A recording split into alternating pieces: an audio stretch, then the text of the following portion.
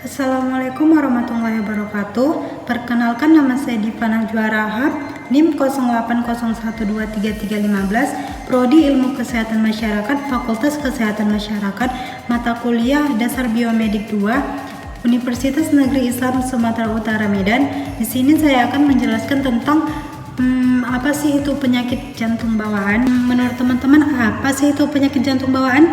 Penyakit jantung bawaan atau PJB adalah gangguan kesehatan berupa kelainan struktur jantung yang terjadi sejak kita baru lahir. Lebih tepatnya, penyakit jantung bawaan adalah kelainan yang terjadi ketika janin masih dalam proses perkembangan di dalam kandungan. Kelainan yang terjadi pada struktur jantung tersebut akan mempengaruhi aliran darah dalam tubuh penderita.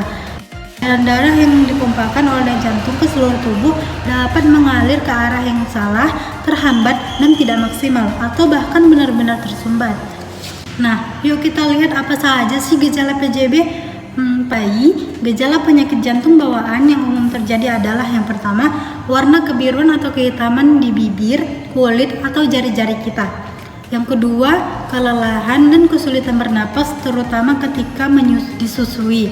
Yang ketiga, berat badan rendah. Yang keempat, pertumbuhan terhambat. Yang kelima, pembengkakan di tungkai, perut, atau area di sekitar mata. Yang keenam, infeksi paru-paru yang berulang. Dan yang ketujuh yaitu sering mengeluarkan keringat dingin.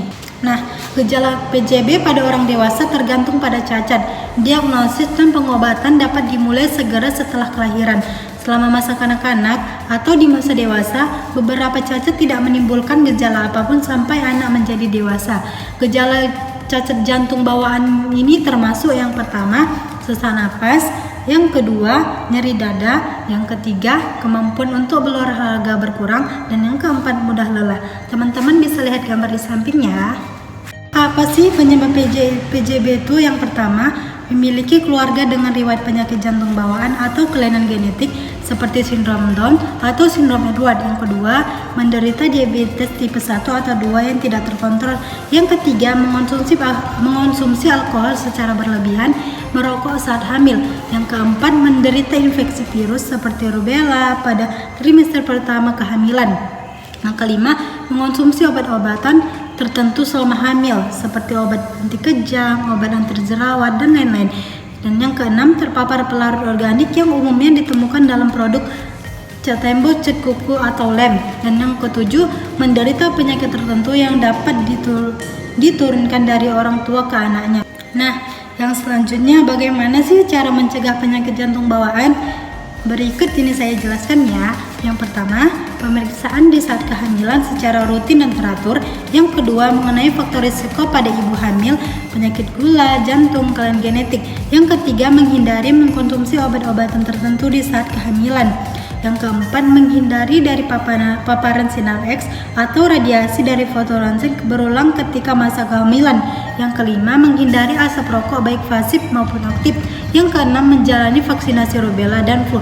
Yang ketujuh, menghindari pemeriksaan TORCH agar bisa diobati sebelum hamil. Dan yang kedelapan adalah menjalani screening genetik jika menderita atau memiliki anggota keluarga dengan riwayat penyakit jantung bawaan. Bisa dipahami ya?